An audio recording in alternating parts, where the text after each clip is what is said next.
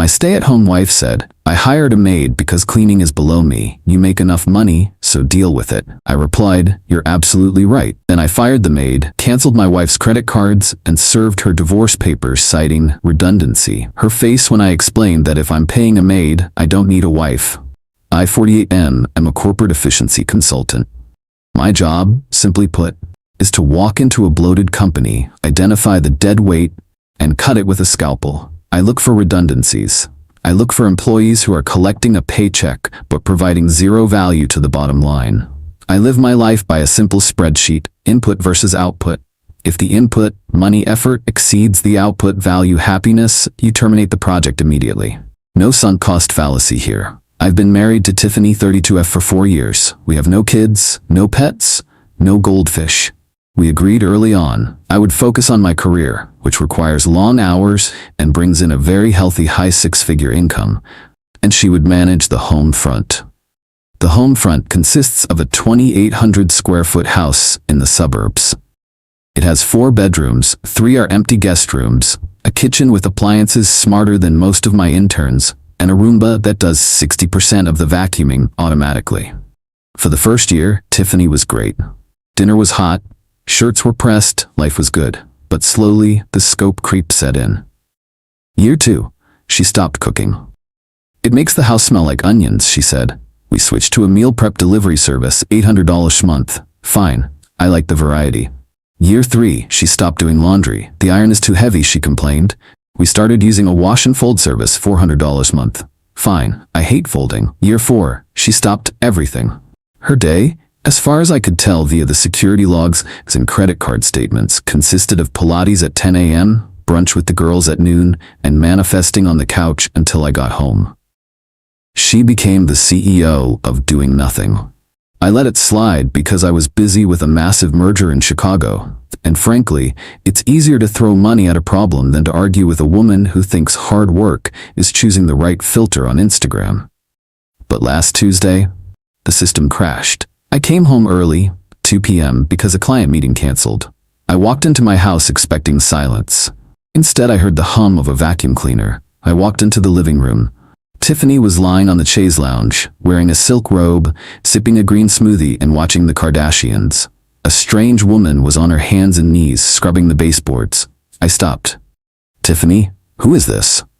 Tiffany didn't even pause the TV. She waved a dismissive hand. That's Maria, the new maid. I blinked. A maid? Tiffany, we have a cleaning service that comes bi-weekly for the deep clean. Why is there a maid here on a Tuesday? Because the house was messy, Mike, she huffed, finally looking at me with the annoyance of a teenager asked to empty the dishwasher. And I simply couldn't deal with it today. My chakras were misaligned. Chakras, I repeated. Okay, but Tiffany, your only responsibility is the house. We have no kids. We have no pets. You have a meal service. You have a laundry service. What exactly are you doing? She sat up, her eyes flashing with entitlement. It was the look a queen gives a peasant who asks why the brioche is stale. Look, Mike, she snapped. I'm done with the scrubbing. It ruins my manicures. Honestly, cleaning is below me. I'm a modern woman, not a 1950s scullery maid. You make plenty of money. Stop being a cheapskate and just deal with it. I deserve to relax. I am the lady of the house, not the staff. Cleaning is below me. I looked at her. I looked at her $200 manicure. I looked at Maria, sweating over the baseboards. Then I looked at the mental spreadsheet in my head. Cost of wife, $12,000 per month. Mortgage share, allowance, leased Mercedes, insurance, shopping, chakras. Output of wife, 0. Cost of maid, $150 visit. Output of maid, spotless house. The math was screaming at me. It was a flashing red cell on Excel. Negative row I. Immediate liquidation recommended. I smiled. It was the smile I give a CEO right before I tell him he needs to fire his brother-in-law. You know what, Tiffany? I said warmly. You are absolutely right. She smirked, settling back into her pillows. Glad you finally see sense. Grab me a refill on this smoothie while you're up. I'm not getting you a smoothie, I said. I'm getting a calculator. Phase 1, I walked over to Maria. She looked terrified. Perdón, señor, she whispered. No worries, Maria, I said. How much is she paying you? $150, señor. I pulled out my wallet. I handed her $300 cash. Just here is double. Please pack your things and leave immediately. You are fired. Rafael looked confused. Tiffany looked confused. Tiffany hired her? I know, I said to Tiffany, and I'm unhiring her. I turned back to Maria. You did a great job. This isn't about performance. It's about corporate restructuring. Go. Maria took the cash and bolted. Smart woman. Mike, Tiffany screamed. The baseboards aren't done. I am not cleaning them. I know, I said soothingly. I agree with you. It's below you. I walked into my home office and locked the door. I sat at my desk. I cracked my knuckles. It was time to execute the layoff. Step 1. The accounts. I logged into the Amex portal. Authorized user Tiffany. Recent transactions: Sephora $400, Lululemon $50, The Juice Bar $85. Action: cancel card. I logged into the Visa portal. Authorized user Tiffany. Action: cancel card. I logged into the joint checking account. This was the account I dumped her allowance and the household operating expenses into. Transfer funds: personal savings, individual. Balance remaining $0. Step 2. The asset recovery. I logged into the Mercedes-Benz Financial Services portal. The lease was in my name, but she drove it. I initiated a voluntary early termination request. I scheduled the pickup for tomorrow morning at my office. I would drive it there tonight. I walked out of the office. Tiffany was standing in the hallway, fuming. You are being so dramatic, she spat. I'm going to Nordstrom to buy a dress for the gala. Don't wait up. Have fun, I said. Don't forget your receipt. She grabbed her purse, the Louis Vuitton I bought her for surviving the stress of planning a vacation, and stormed out. I watched her drive away. Then I went to the kitchen, made a sandwich, and waited for the fireworks. Phase 2. 2 hours later. My phone didn't ring. It vibrated with the rage of 1,000 suns. Missed call Tiffany. Missed call Tiffany. Text: my card was declined. Mike, pick up the phone. The cashier said declined in front of everyone. I am mortified. I took a sip of my beer. I texted back: standard procedure for a canceled account. Cost-cutting measures. We are tightening the belt. Q4 projections were low. Text: I am at the Cheesecake Factory and I can't pay for my salad. Come here now. I laughed so hard, I nearly choked. She went from Nordstrom to the Cheesecake Factory. A true woman of culture. Reply: dishwashing is a noble profession. Maybe you can work it off, or ask Maria for a loan. She came home an hour later. She must have used the emergency $20 bill she keeps in her glove box for valet parking. She burst through the door, looking like a hurricane in designer heels. You humiliated me, she shrieked. Do you have any idea how embarrassing that was? I had to call Jenna to Venmo me money for a salad. Jenna! She hates me! She thinks I'm broke. Jenna sounds astute, I said, not looking up from my iPad. Why did you cancel the cards? We are restructuring the household, I said. I ran the numbers. We are over budget on non-essential personnel. Non-essential? She looked like she'd been slapped with a wet trout. I am your wife. Correction, I said. You are a stay-at-home wife who doesn't stay at home and doesn't do wifely things. You are a lifestyle consultant with one client, and the client is unhappy with the service. I'm not cooking, she screamed. I'm not cleaning, and you are sleeping on the couch. I won't be sleeping on the couch, I said, because it's my couch. In my house, paid for by the job you think is an infinite money glitch. I stood up. I'm going to bed. The Mercedes is going to the office with me tomorrow. You might want to download the bus schedule. Phase 3. The next morning, Tiffany came downstairs. She looked ragged. She hadn't slept. She expected the fight to be over. She expected me to apologize and hand over a new black card. She sat at the table. Okay, I'm ready to accept your apology. Turn the money back on, and I won't tell my mother you had a mental breakdown. I placed a single manila envelope on the table. Tiffany, we need to have a performance review. A what? A performance review. It's standard corporate procedure before termination. I opened the folder. Let's look at your KPIs, key performance indicators, for the last fiscal year. Cooking, 0 meals prepared. Cleaning, outsourced to vendors. Maid laundry service. Emotional support, negative score. See Hakra's incident. Financial management, $4,000 a month over budget. I looked at her over my reading glasses. Tiffany, if you were an employee, you would have been fired for cause 6 months ago. But because we have a contract marriage, I have to do this formally. I slid the papers across the table. Petition for dissolution of marriage. She picked it up. Her hands were shaking. Divorce?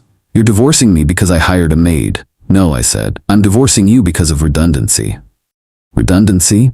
Yes. You see, yesterday you established a key fact. A maid can do your job better, faster, and cheaper. If I pay a maid $300 a week, I have a spotless house. If I pay you $12,000 a month, I have a dirty house and an attitude problem. Therefore, the position of Tiffany has been made redundant by Maria. I am eliminating your role to streamline operations. I don't need 2 people to not clean the house.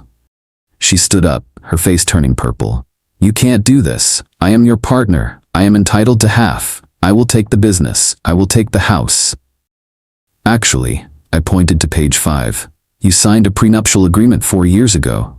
Remember? You were so eager to lock down the provider that you barely skimmed it. It's ironclad. You get what you came in with, which, according to my inventory, is a 2016 Toyota Corolla, which is at your mom's house, and a box of fast fashion shoes. Oh, and per Section 8, subsection C, you get a one-time relocation stipend of $5,000. Don't spend it all in one place. That prenup won't hold up. I was under duress. You had your own lawyer, I reminded her. I paid for him. We have him on video explaining the terms to you. You're cooked, Tiff. She threw the papers at me. They fluttered to the floor. I'm not leaving. This is my house. I have rights. Squatter's rights. Actually, I checked my watch.